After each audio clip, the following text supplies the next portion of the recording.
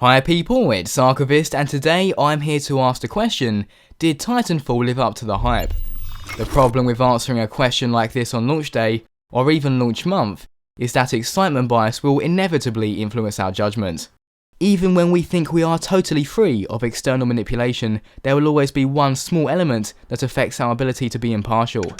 Video game hype and pre-release excitement are by no means new phenomena, but in recent years there's definitely been an increase in potency. Anyone can drive hype. You, me, the developer, the publisher, retailers, and even popular personalities. The power of hype comes from the fact that often all these voices are speaking at once. But now we are quite a few months past Titanfall's release, and so perhaps now is the proper time to answer the question of whether or not it lived up to expectations. One thing I will say for Titanfall is that the game is solid, and has remained relatively free of exploitation, at least in my experience. Many players still have a grudge against those who used a smart pistol, and while it is incredibly easy to use, it's by no means overpowered. The game has had a few improvements since its initial release, subtle things but welcome nonetheless.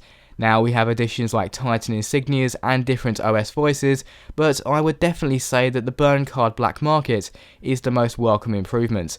As someone who obsessively collected Yu-Gi-Oh! And Pokemon cards when I was younger, I feel a similar sense of anticipation before opening a burn card pack.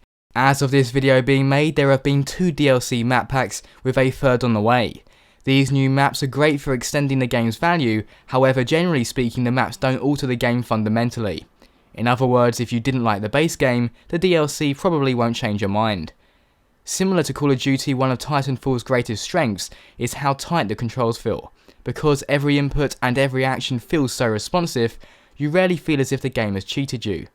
Speaking of cheaters, Respawn implemented a system early on where players using an aimbot are placed into lobbies filled with other cheaters. I think all honest players can agree that was a pretty sweet idea. After investing a fair amount of time into Titanfall though, I'm not sure I would call the game revolutionary.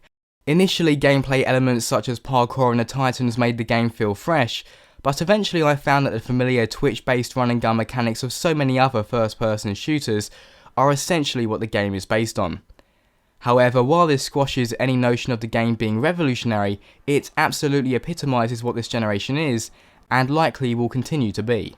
Truly revolutionary games don't need new hardware. Revolution comes from developers like Mojang being willing to think outside the box. New hardware often just facilitates the improvement of old ideas. Titanfall, like Watch Dogs and even Destiny, are amazing experiences. However, to achieve their success, they are all built on solid foundations of established ideas and conventions.